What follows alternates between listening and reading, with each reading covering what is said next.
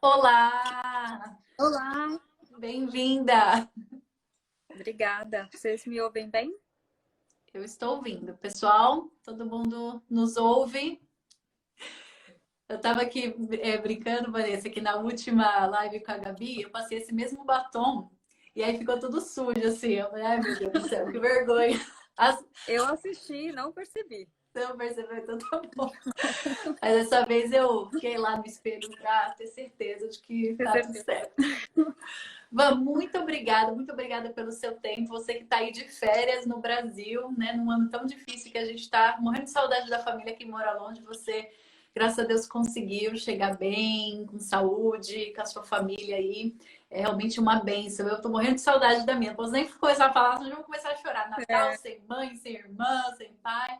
Mas é assim mesmo. Então, obrigada por você ter pego esse tempinho aí, ter deixado um pouquinho a família para falar com a gente. O pessoal está muito agradecido, o pessoal está muito empolgado, Vanessa, porque você é o perfil que muita gente me pediu, né? Muita gente me pediu para trazer, parar um pouco com o ONU e trazer um pessoal de ONG internacional também, para mostrar que tem outros caminhos além da sonhada Nações Unidas. Você me contou sim. que também foi ou é um sonho seu, não sei, você vai desenvolver um pouco mais essa ideia.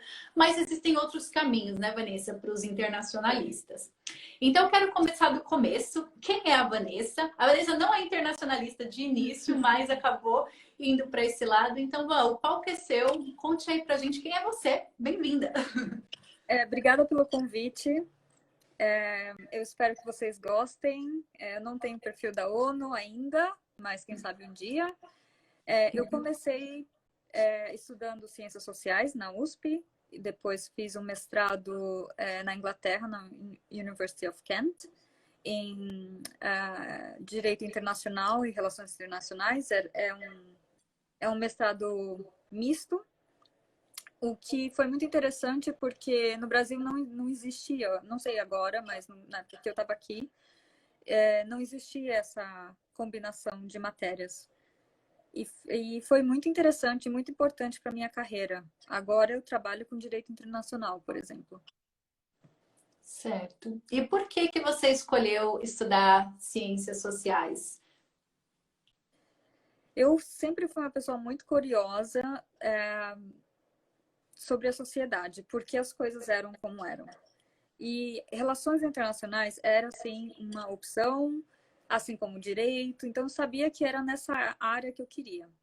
Eu optei por ciências sociais por um acaso, para falar a verdade. Eu gostava muito de ciência política, então eu me apaixonei pelo curso. Mas aí no meio do curso me bateu aquele pequeno desespero de, meu Deus, será que eu vou conseguir um emprego depois disso? Então eu comecei direito na PUC ao mesmo tempo. Ao mesmo tempo. Só que eu não consegui manter os dois e decidi continuar com o que eu gostava de verdade, que era ciências sociais, ciência política. E quando eu terminei, realmente foi muito difícil de achar emprego no Brasil, nessa área, Tá. ou na área que eu queria, que era a área internacional, de desenvolvimento internacional. E aí eu decidi partir para um mestrado que fosse mais internacionalista. E eu acho que esse foi o pulo do gato para mim. As ciências sociais é muito importante para a minha carreira hoje. E o que eu posso falar também, logo de início, é que no exterior, ou pelo menos na Europa, o seu curso não é o maior determinante. É claro que ele é uma base, mas se você estudou ciência política e quer trabalhar com relações internacionais, não é uma coisa que vai te impedir. Às vezes no Brasil, isso me impediu em algumas oportunidades. Na Suécia, não, na Inglaterra, não. Então, esse foi um dos motivos que me fizeram ficar por lá, pela Europa. Eu acho que eles têm uma visão um pouco mais ampla do que a gente quando se trata de curso. Uhum. Não sei se você sentiu a mesma coisa. Sim, sim, não, senti. Inclusive, Vanessa, a Alvinha está perguntando uma coisa aqui que eu também queria te perguntar. Ela perguntou se você já foi direto da graduação pro mestrado ou se você ficou um tempo no Brasil. E aí eu já quero emendar com perguntando sobre a sua monografia, seu TCC. Eu não sei se na USP eles falam monografia ou TCC, e se ela já tinha essa pegada de desenvolvimento internacional, development, ou se foi uma coisa que depois que você se formou. Conta um pouco pra gente assim esse gapzinho entre a USP e a Universidade de Kent, onde você fez o seu mestrado. Eu não fui direto de Tá. um para outro porque eu ainda estava trabalhando com uma pesquisa no Brasil e também porque eu estava indecisa sobre o que eu queria em termos de curso e onde. Tá. Então eu tive um gap aí de 1 ano. E qual foi a sua outra pergunta? Esqueci. Sobre o seu TCC, sua monografia. Meu TCC. Na USP não tinha, em Ciências Sociais não tinha TCC, mas eu fiz um curso de metodologia e aí eu tomei isso como a base, porque as universidades da Europa, todas que eu pesquisei pelo menos, pediam um TCC ou algum tipo de trabalho robusto, como um TCC. Então eu peguei essa oportunidade da aula de metodologia para fazer o meu TCC.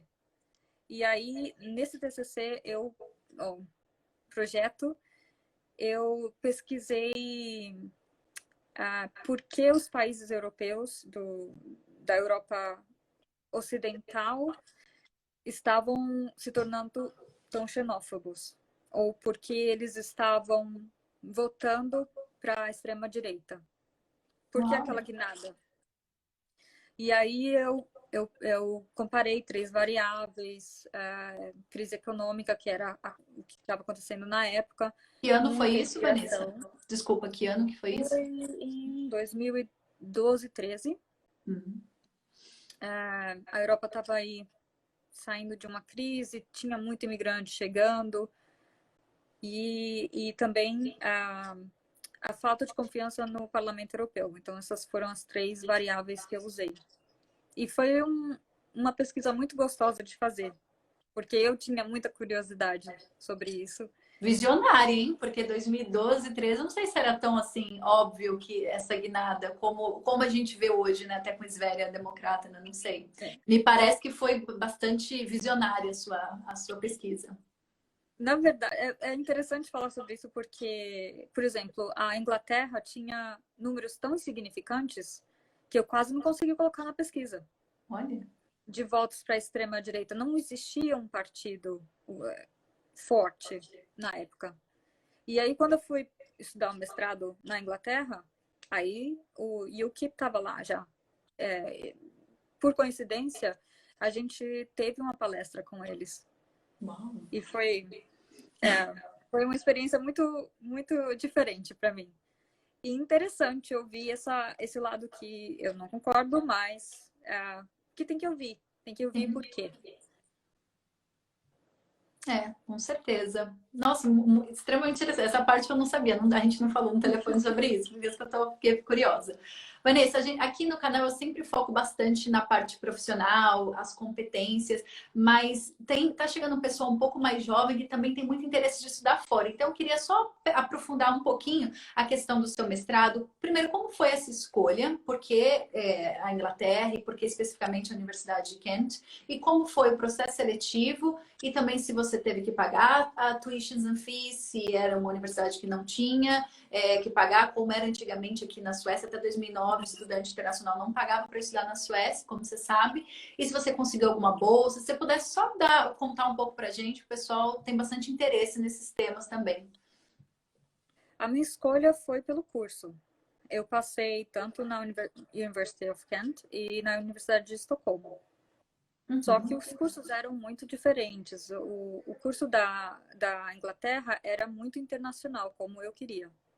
Tá. E tinha essa pegada de mistura de relações internacionais e direito internacional, que era exatamente o meu foco. E já a Universidade de Estocolmo era um foco mais em ciência política.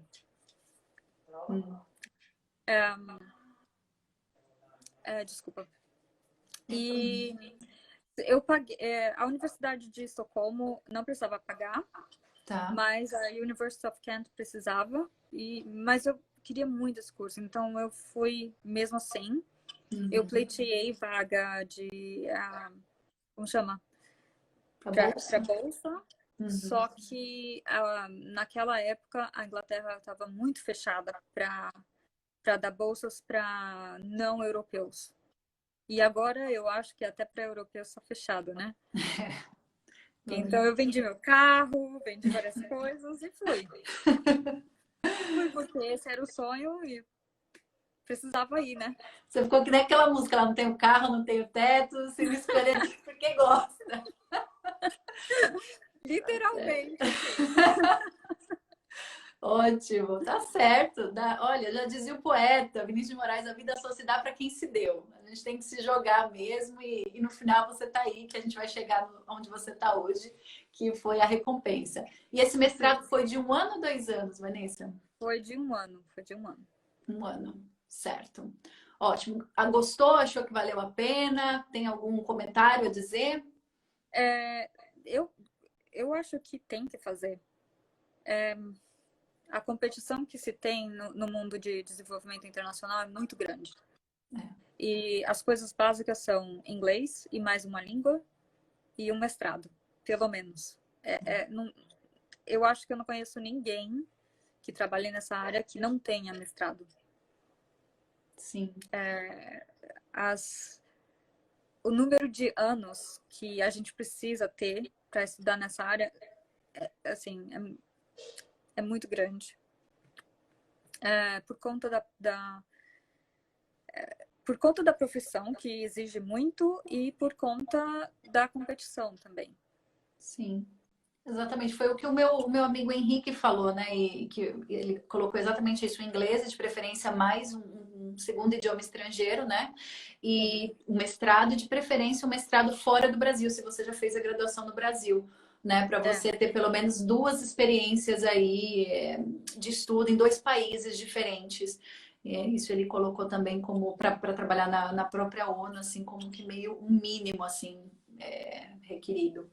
E aí você veio para a Suécia, certo? Quando você veio para a Suécia, você não chegou já com trabalho, né? Você chegou Não. se situando, estudou sueco. Como é que foi que você encontrou a sua oportunidade de estágio? Que eu já contei um pouco para o pessoal que você começou como estagiária na sua organização.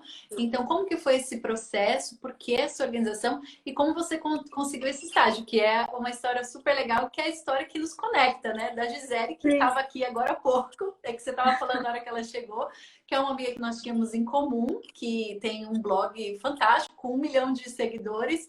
E que. Já estou contando demais, Vanessa. Você tem que contar como que você. Mas a Gisele estava aqui nos colocou em contato há alguns anos. Conte pra gente como que você conseguiu esse estágio. Então, eu mudei para a Suécia como imigrante, por motivos pessoais. E aí, mudar como imigrante é duro, é muito duro. Para um país em que eu não falava a língua, que eu não conhecia ninguém e onde o mercado de trabalho é muito baseado na conexão pessoal. Então, foi muita relação e eu fiquei muito tempo parada, o que me deixou desconfortável. Então, eu comecei a procurar outras coisas para fazer que não necessariamente na área dos meus sonhos. E aí, eu comecei a trabalhar com a nossa amiga Gisele, no blog dela de viagens, e com ela eu aprendi muita coisa sobre comunicação. Eu não sabia nada de comunicação, não sabia nada de como mexer no site, como mexer nas redes sociais. Eu sou uma pessoa muito, muito tímida. De falar em público e suar, e esquecer meu nome. Horrível. Então, com ela eu aprendi muita coisa. E aí surgiu a oportunidade de trabalhar nessa ONG como estagiária. Ninguém sabia mexer no site. Ninguém sabia nada de rede social. Tipo, eu antes de conhecer a Gisele. E aí, esse foi o meu diferencial. Eu percebi que essa seria a ponte entre o que eu tava, onde eu estava antes, que era aquele limbo de não estar trabalhando com o que eu gostaria, e o pé na porta. Então, eu só explorei isso. Eu fui muito proativa, eu acho, durante o estágio. Eu dei muitas ideias, só eu sabia mexer no site. Eu não sabia usar código no site, eu não sabia. E ninguém sabia. E a organização não queria gastar dinheiro com esse tipo de coisa. Naquela época, eles queriam usar o dinheiro para o projeto em si. Sim. Aí eu pensei, eu preciso me virar sem saber e sem ter recurso financeiro. Eu aprendi. 30. Aprendeu. Mas código programar o site? Sim, eu aprendi a programar o site porque ele quebrava muito, era um site muito antigo, muito, muito antigo. Horrível, tipo blog dos anos 90. Não era nem WordPress, que era o que você... Era o WordPress, Tá. mas era muito antigo.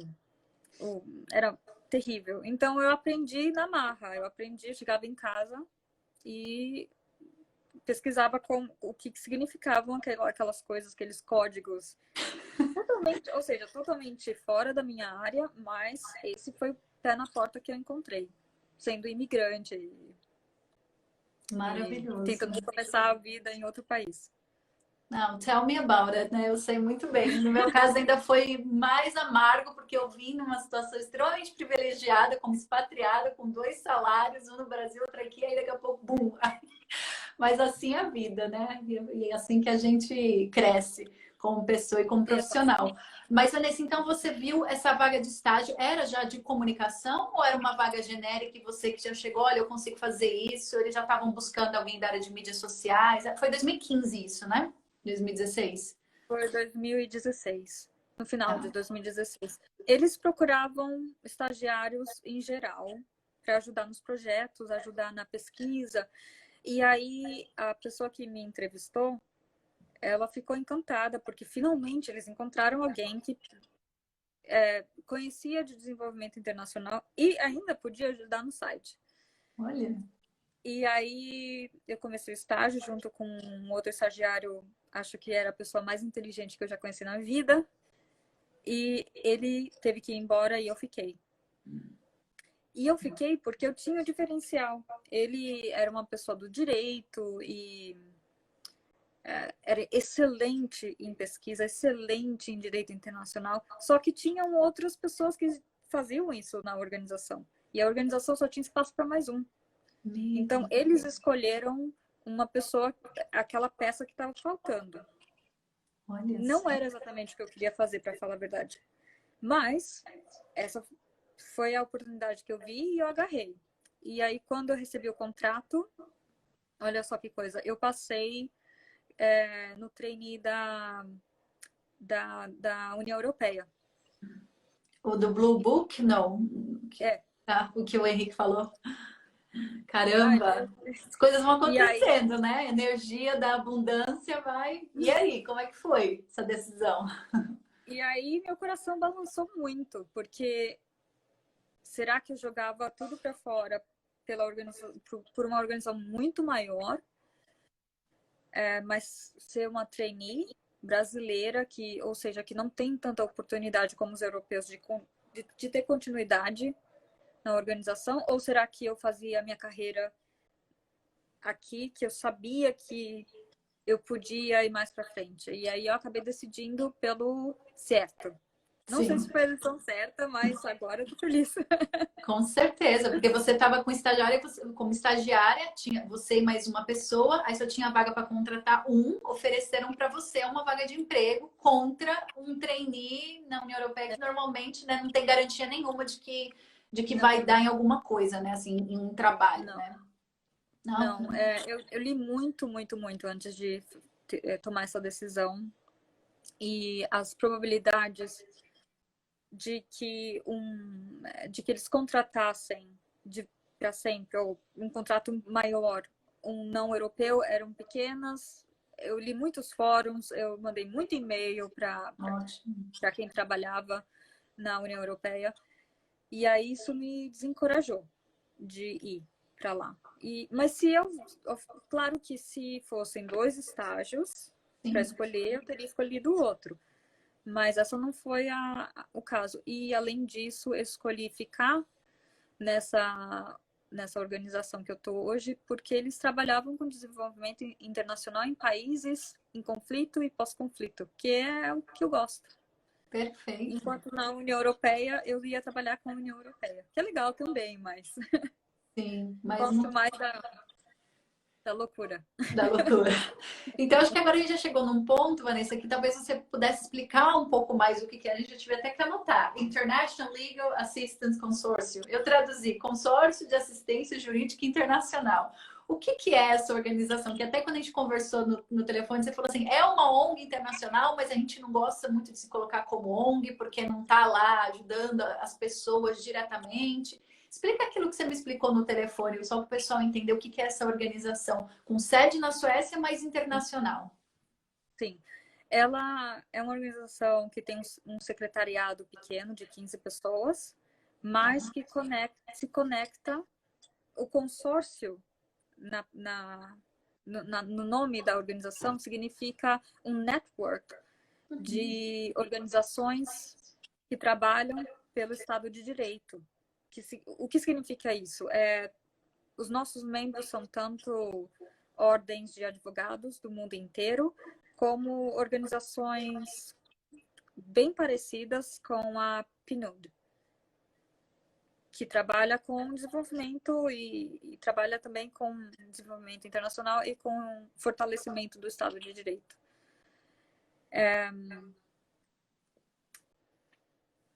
A gente trabalha e os nossos membros, pelos nossos membros, a gente tem acesso a mais de 3 milhões de profissionais do direito. Nossa. E aí, quando a gente vai fazer um projeto, a gente chama esses profissionais que vão nos ajudar com um trabalho pro bono, de graça, em países em conflito e pós-conflito. E o que a gente faz? A gente está lá nesses países para empoderar e capacitar profissionais do direito em países em conflito, pós-conflito e transição para a democracia, para que eles fortaleçam o Estado de Direito nos seus países. Então, a gente agora está muito presente no Oriente Médio e na África do Norte.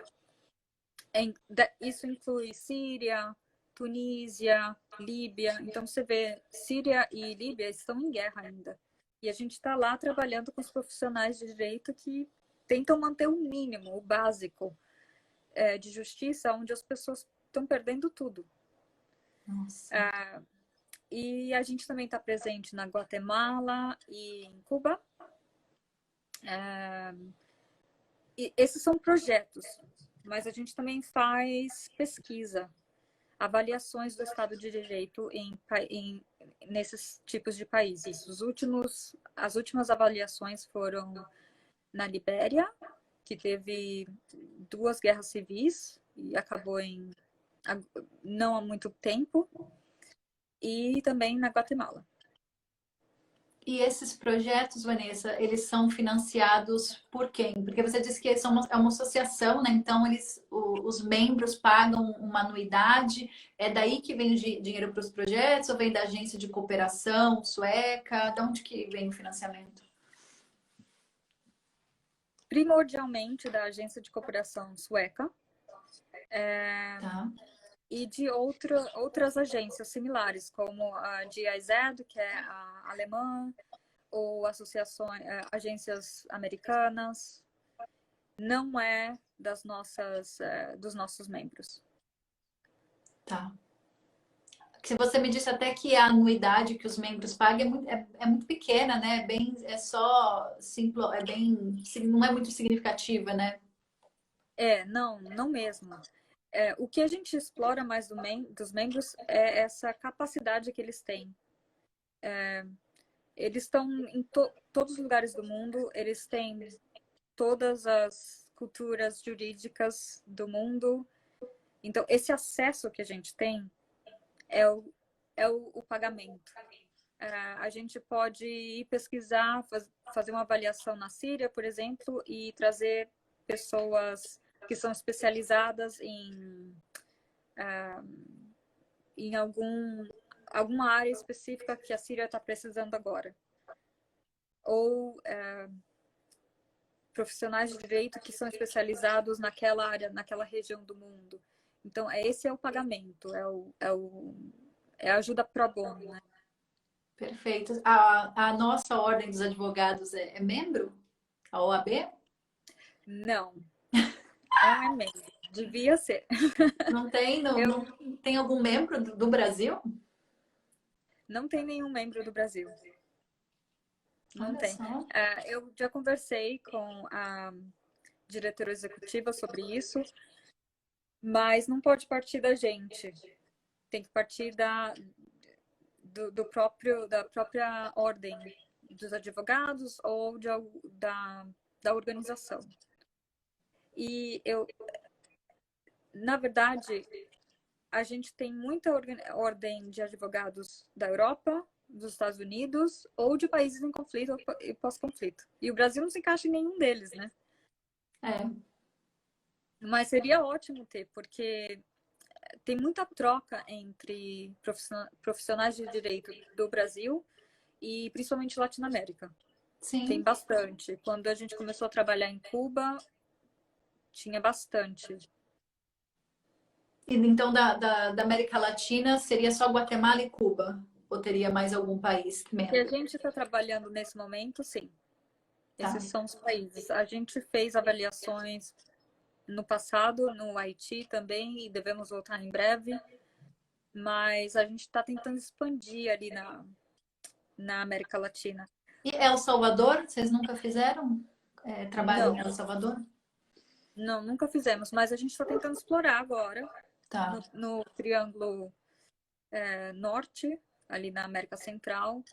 Esses são os planos, mas como tudo no mundo do desenvolvimento internacional, tudo depende do que os países, do que as diretrizes dos países desejam, né? E como o nosso principal doador é a Suécia, talvez a nossa atenção tenha que ser mais em certas áreas e não em outras. Por isso a gente trabalha tanto no Oriente Médio, porque é do interesse da Suécia, né? Sim. Que se trabalhe lá. É verdade, eu me lembro que assim que eu comecei a trabalhar com a inovação Brasil-Suécia, uma das coisas que eu descobri é que o Brasil já há muito tempo não faz parte da agência como um país foco, um país de ação, onde se coloca dinheiro da Agência de Cooperação Sueca, a CIDA. A CIDA não financia projetos envolvendo o Brasil, né? Financia projetos envolvendo a Colômbia, por exemplo, mas não o Brasil. Sim, a agência sueca é muito focada em conflito. E aí, por isso, eles vão muito para a Colômbia, né? Porque a Colômbia era um país em conflito até agora há pouco. Sim. E graças a Deus o Brasil não é. Tem, né? Mas talvez não tenha numa dimensão assim. E você sabe que isso é muito interessante, isso que você está me dizendo, porque agora eu vou contar uma coisa aqui que eu só devia contar amanhã, tá? Mas já que vocês, quem tá aqui são os meus favoritos, que eu tô vendo os nomes deles aí. Amanhã eu vou participar e vai ser a minha hora de ser sabatinada amanhã, porque é legal entrevistar, né? Ser entrevistada eu sem vergonha. E vou falar sobre a Suécia, as opções de estudo na Suécia. E você sabe, Vanessa, que tem uma bolsa da Universidade Uppsala que chama King Carl Gustaf, que ela seleciona alguns países do mundo em conflito e esse ano o Brasil entrou. Então, brasileiros têm acesso privilegiado junto com Guiné-Bissau, junto com Afeganistão, de países em conflito. E aí, quando a pessoa for, eu vou falar mais amanhã, tá, pessoal? Quem tiver interesse, aparece por lá. Quando a pessoa for aplicar, não basta só ser do Brasil, tem que morar estar numa situação vulnerável. Então, uma pessoa que mora numa favela, numa periferia, uma pessoa que esteja no seu dia a dia em uma situação de vulnerabilidade por conta de conflito e violência. E eu achei isso fantástico. E eu não sei por que a embaixada da Suécia do Brasil não fala sobre essas coisas. Votem para eu deveria ser embaixadora da Suécia. Então, assim, isso me chamou muita atenção, Vanessa. Eu falei, nossa, eu quero conversar com a Vanessa sobre isso, porque a gente não está nascida, mas tem essa bolsa que entende o Brasil como um país de conflito. Não é interessante isso? É muito interessante. Eu não sei como eles tomaram essa decisão, mas é fenomenal. É um país violento, né? O Brasil é um país violento. É porque é, é um país muito violento, infelizmente. Mas se eu fosse vocês, eu prestava muita atenção nessa oportunidade, porque a Universidade de Uppsala é muito, muito forte em questão de conflito e em questão de ciência política em geral, em relações internacionais. É uma das mais influentes da Europa. Então é uma oportunidade incrível e eu fiquei impressionada que eles querem pessoas que realmente vivem essa realidade, né? Porque, para falar a verdade, para trabalhar no desenvolvimento internacional, não é, infelizmente, não é um acesso geral hoje, né? Mas as pessoas que trabalham nessa área têm condições de aprender inglês, aprender outra língua, além da sua própria, têm condições de sair do país. Não é para todo mundo.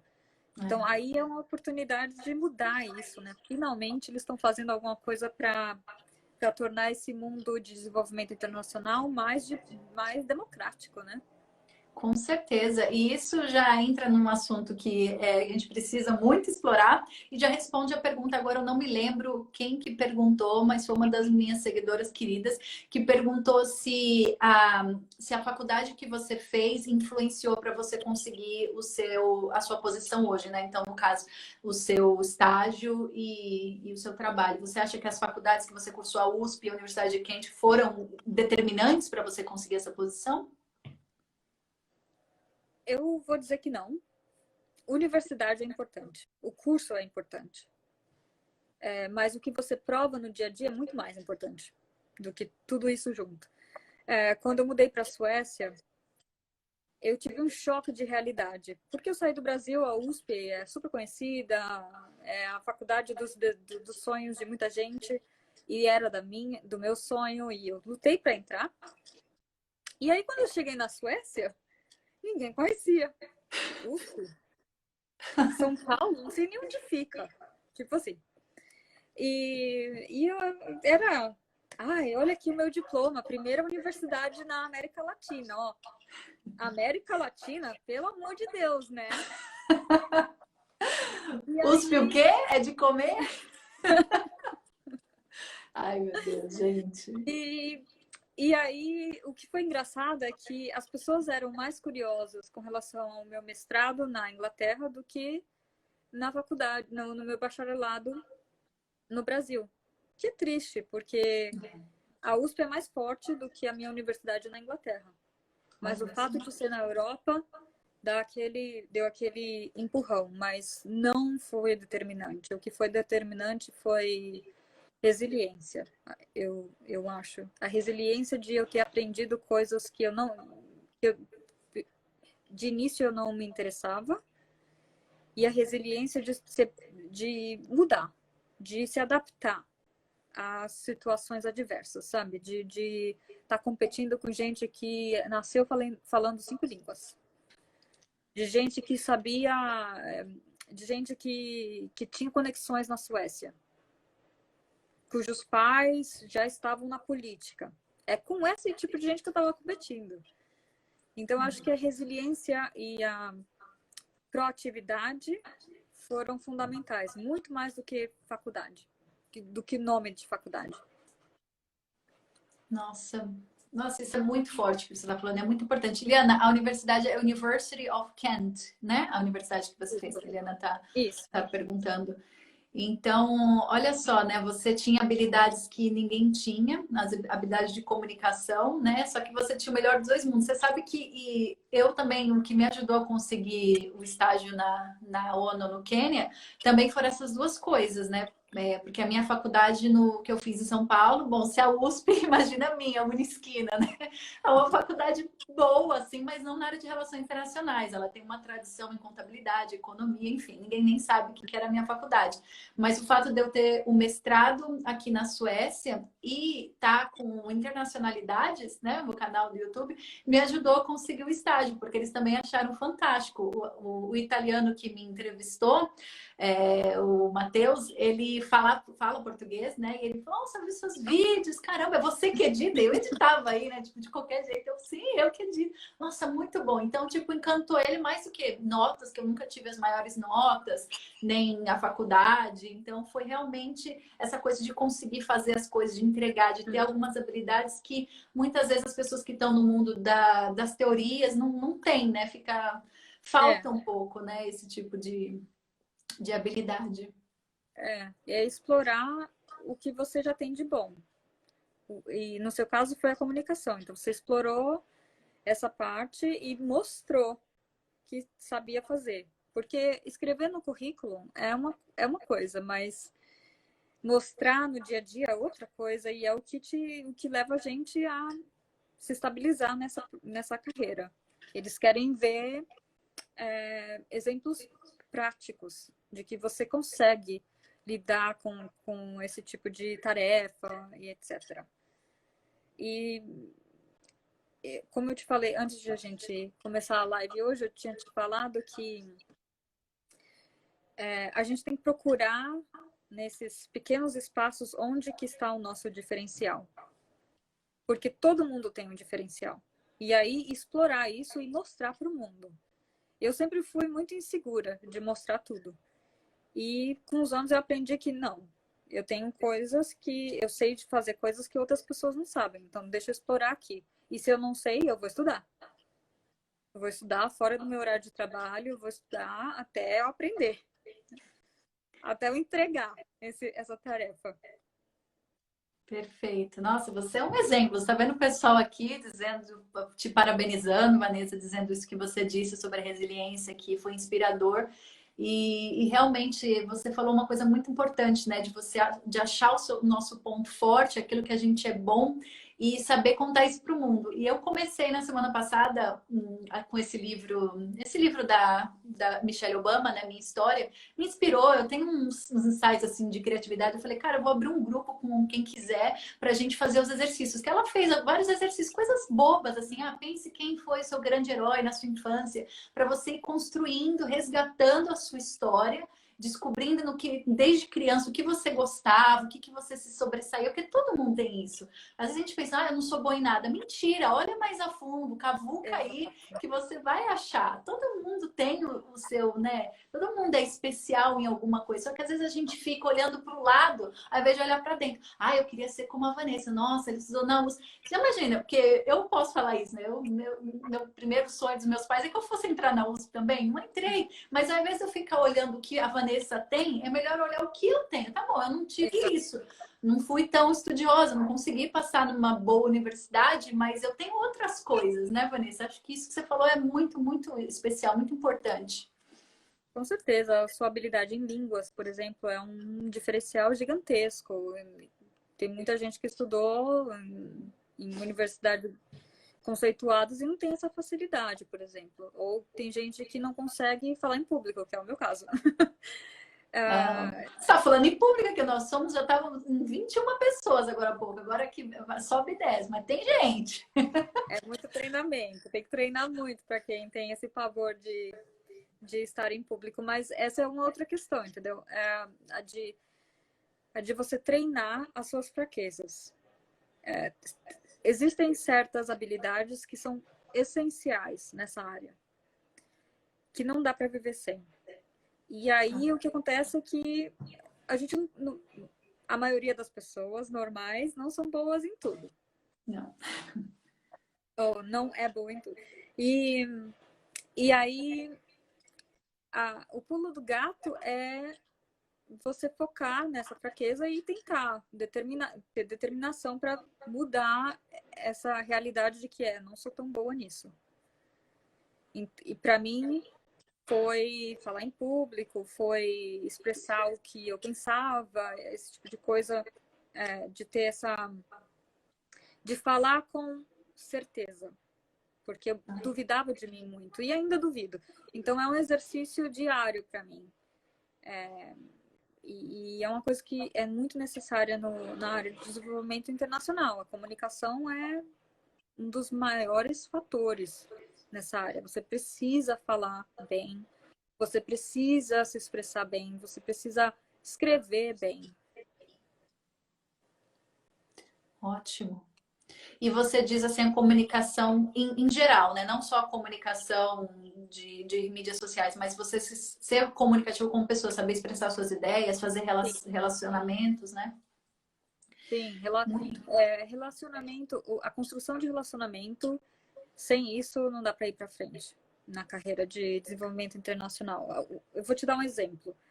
Eu vou trabalhar, se for trabalhar na Líbia, e aí eu preciso convencer o meu parceiro nacional que o meu projeto é bom e que ele devia vir comigo. Ele devia acreditar no meu projeto Uhum.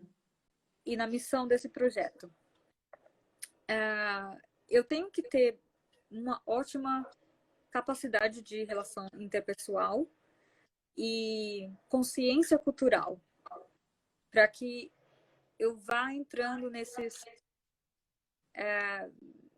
nessa área bem complicada de relacionamento interpessoal, para que eu não ofenda essa pessoa, para que essa pessoa confie em mim. E é complicado, mas é muito interessante. É uma área muito interessante de se trabalhar. Principalmente para quem é mulher, indo para certos países vai ser mais difícil. Sendo de cor não branca vai ser mais difícil. Tendo um sotaque que não seja o inglês pode ser mais difícil. Então, tudo isso, a habilidade de relacionamento, de construir relacionamentos é fundamental. Fundamental mesmo. Nossa, muito, muito importante isso que você falou, inclusive de construir relacionamento, às vezes com as pessoas da mesma cultura pode ser desafiador. Imagina com uma pessoa de uma outra cultura, e como você disse, sendo mulher, de repente, se a sua contraparte é um homem, né, que de repente venha de uma cultura ainda mais machista do que a nossa, né? Então, fica que de repente não vai te respeitar como interlocutora, vai achar que você nem deveria estar ali. Então, é extremamente difícil mesmo, imagino. Você tem que quebrar essa barreira, porque é possível. É possível. Mas você tem que ter o jogo. Como se diz? Jogo de Rebolado cintura? brasileiro. O jogo de cintura. Tem que ter o jogo de cintura. E isso significa, de verdade, ter consciência e respeito por todas as culturas. A gente não vai. Não dá para impor o que é nosso no outro. E quando a gente lida com outras culturas, isso é primordial. Não dá para ficar questionando porque essa pessoa age desse jeito e não desse jeito. Respeito, tem que ter muito, muito respeito. E é assim que você ganha confiança. Quando eu chego em Cuba, a confiança é: nossa, novela brasileira. Vou falar sobre novelas brasileiras. Até eu ganhar a confiança da pessoa. E depois a gente parte para outros assuntos.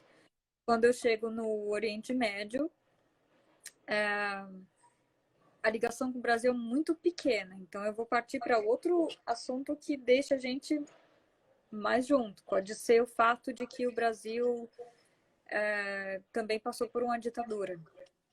Pode ser o fato de que a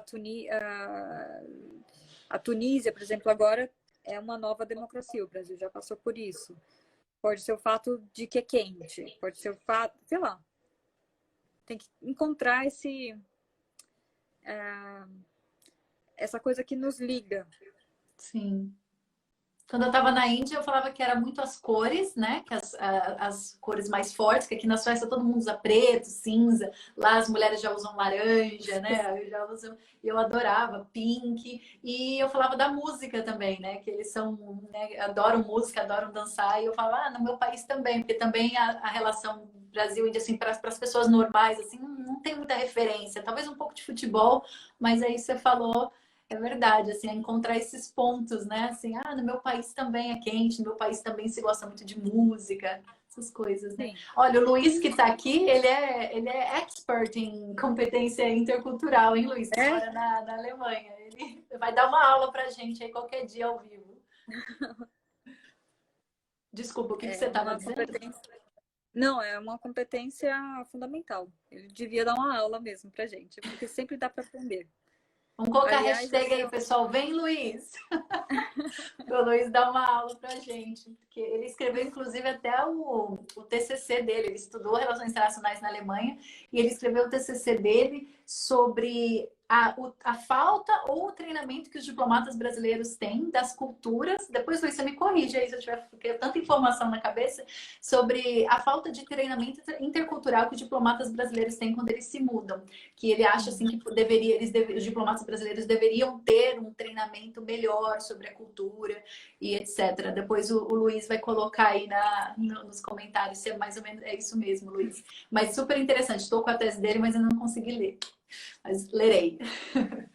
Deixa eu ver, depois você Vanessa. passa para mim também. Ah, você quer? Tá bom.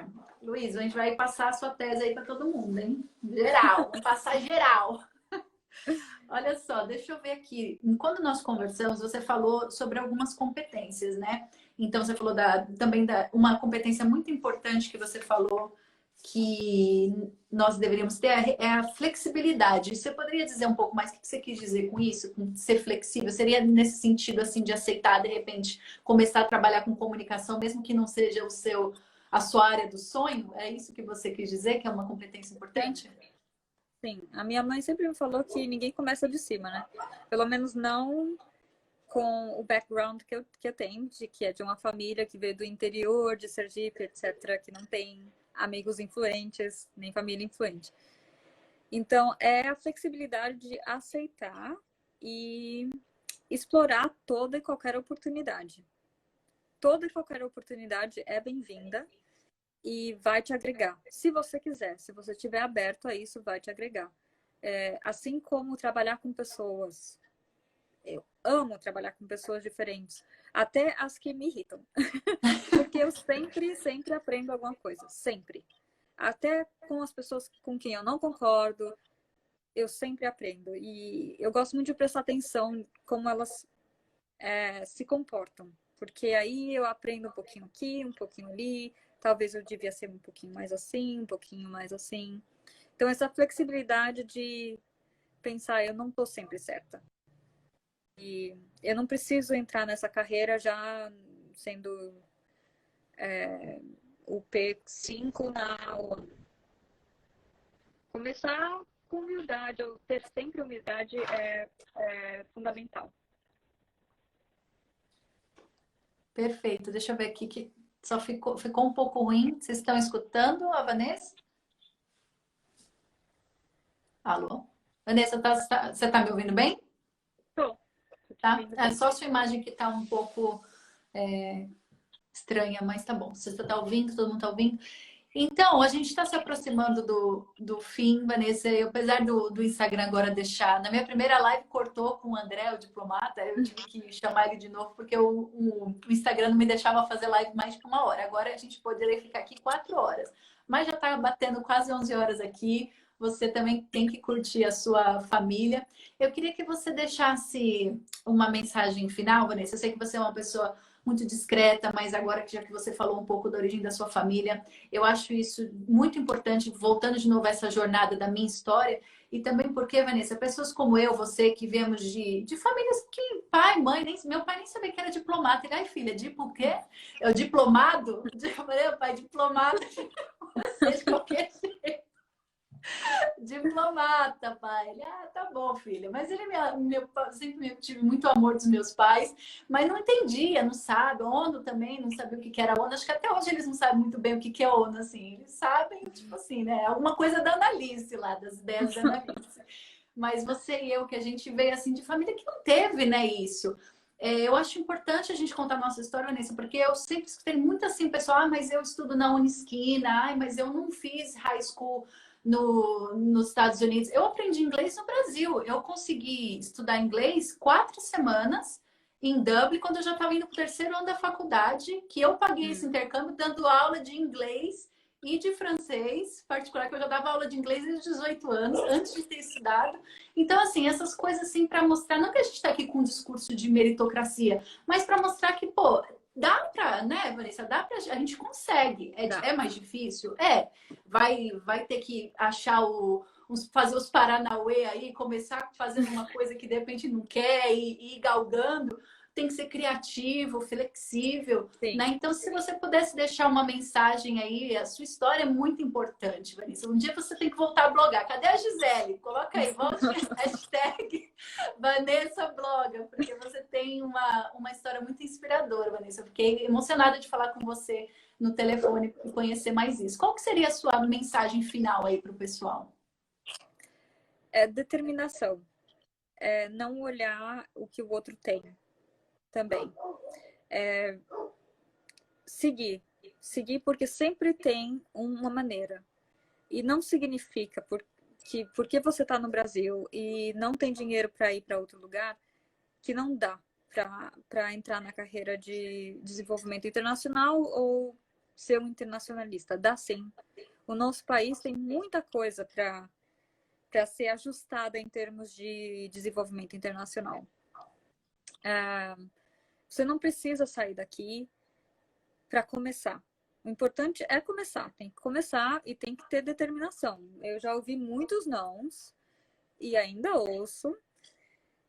Tem que persistir. Tem que persistir muito mesmo e tem que ser grato também, sabe? Eu acho a minha família também é humilde, ou não veio de berço político, por exemplo, não veio de berço internacionalista. Os meus pais não falam inglês. Quando eu mudei para a Suécia, eles não sabiam onde era. Essas coisas. E é importante a gente dar valor à nossa história, como você estava falando. No meu caso, por exemplo, eu consigo, quando eu vou a trabalho para alguns países, às vezes os meus colegas não conseguem entender completamente a realidade das pessoas. Eles entendem na teoria, mas na prática, às vezes eles ficam assim, mas por quê? E eu acho que o fato de eu não ter vindo de uma origem mais abonada, isso me conecta. Eu consigo entender as decisões, os comportamentos. E eu acho não, isso é um diferencial. A gente precisa explorar isso. Você vem de um país em desenvolvimento, né? Então você vai trabalhar com desenvolvimento quando você veio do berço de ouro, da riqueza. Fica um pouco, né? Não sei. Sim.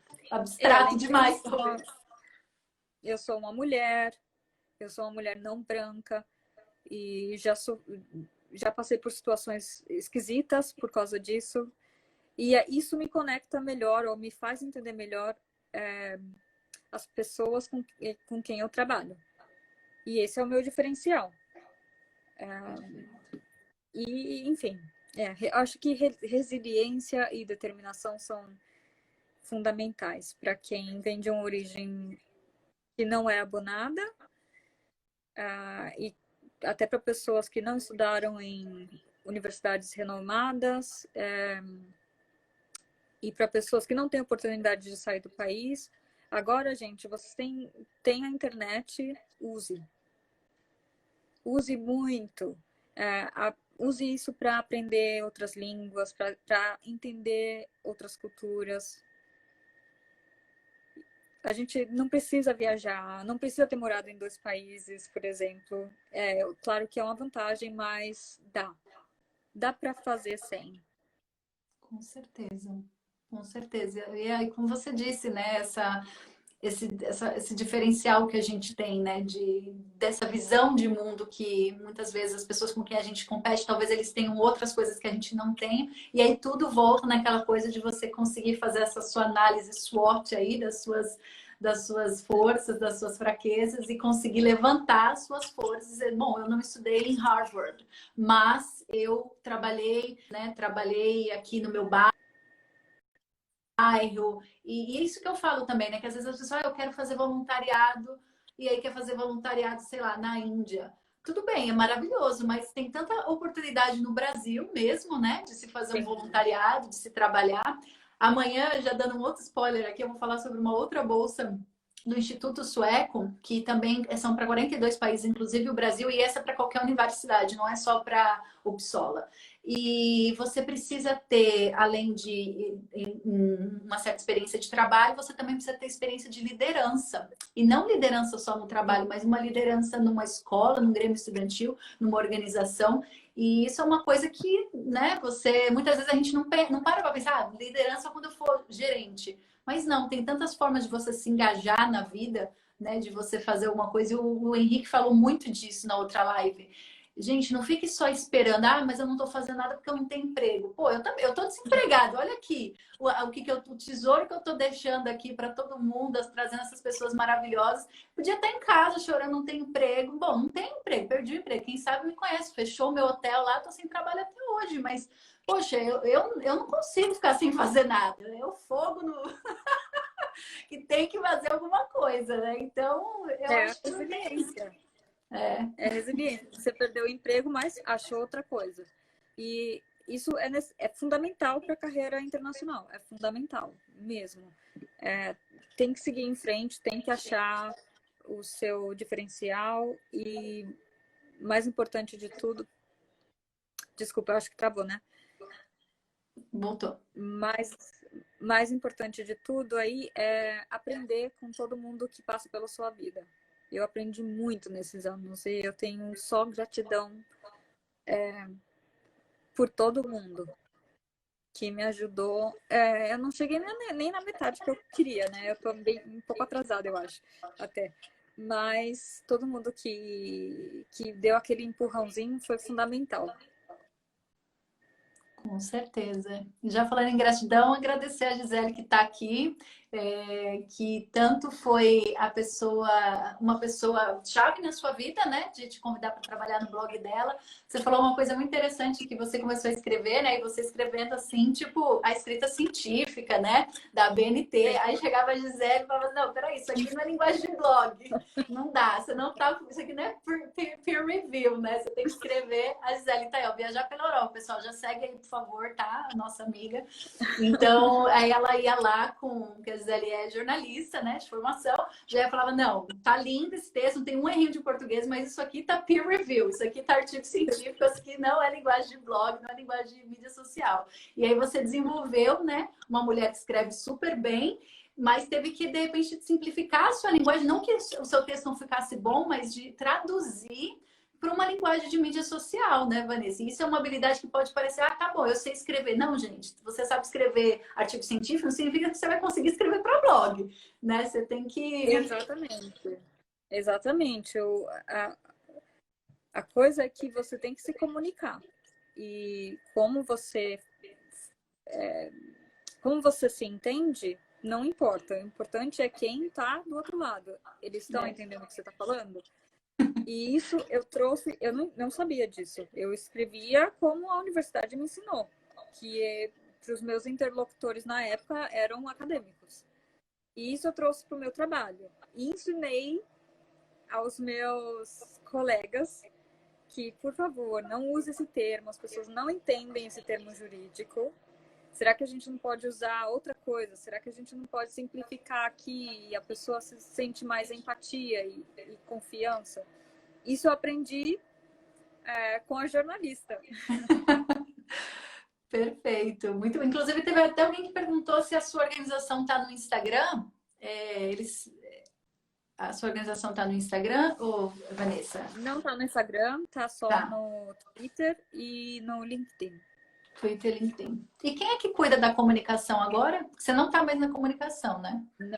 Não. Hoje em dia eu apoio a minha colega que está trabalhando com comunicação, mas é uma outra moça com um currículo incrível também de área de relações internacionais da Dinamarca.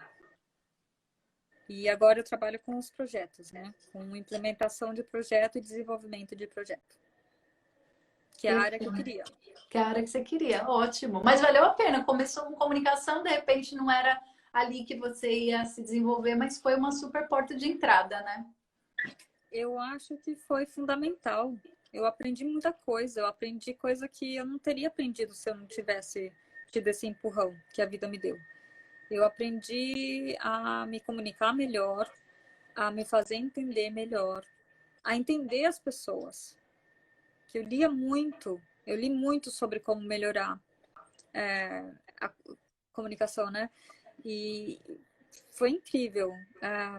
Não é algo que eu queria trabalhar pelo resto da vida, mas foi fundamental para estar onde eu estou agora. Perfeito. Muito bom, muito obrigada mesmo. Você é realmente uma inspiração, Vanessa. O pessoal aqui escrevendo, a Gisele, orgulho, o Luiz também, pessoal super empolgado. Eu acho que nós cobrimos todas as perguntas. Eu vi que a Eliana tinha perguntado alguma coisa sobre a sua vinda aqui para a Suécia, mas Eliana, você chegou um pouco depois, mas vai ficar salva. A Vanessa conta como que foi o início dela aqui e até ela conseguir esse estágio nessa organização que ela está hoje. Então, eu acho que a gente cobriu tudo. O pessoal, de repente, Vanessa, se quiser te mandar alguma pergunta, você fica aberta, você quer deixar um e-mail? Claro. Ótimo. Então, pessoal, pode mandar mensagem aí para Vanessa direto. Ela está de férias agora, mas ela vai responder. Ainda não. Ainda não? Você está trabalhando de casa? Ah, Ainda estou tá. trabalhando. Ainda está trabalhando. Então, pode mandar mensagem para ela que ela vai responder. Pode mandar. Então, tá bom. Muito obrigada. Muito obrigada, pessoal. Então, quem puder me assistir amanhã, eu vou falar um pouco mais aí dessas duas bolsas suecas, especialmente para brasileiros, hein? Da Universidade de Uppsala e do Instituto Sueco. Amanhã eu vou falar mais. Mas eu vou colocar no grupo do Telegram, que eu tenho um grupo secreto do Telegram. Eu vou colocar para vocês aí que estão no grupo secreto, são os meus seguidores aí, ó, desde 2016, seguidores fiéis. Muito obrigada. Você é minha seguidora fiel. Vou te pôr no grupo, então. Vou te pôr no grupo. Vanessa, muito obrigada. Essa história é inspiradora. Volte a contá-la para o mundo. Quando você tiver tempo aí, crie o seu blog, crie o seu canal, porque o mundo precisa. O Brasil carece de heróis, o Brasil carece de bons exemplos, de pessoas boas que fazem as coisas, sabe? Então a gente precisa contar essas histórias, senão só fica esse monte de fanfarrão aí contando como fez R$1 milhão. Ninguém mais está interessado nisso. A gente quer saber gente que realmente ajuda pessoas e faz alguma coisa boa pelo mundo. Então, por favor, conte a sua história. Muito obrigada. Obrigada a você pelo convite. Foi muito legal contar a história aqui.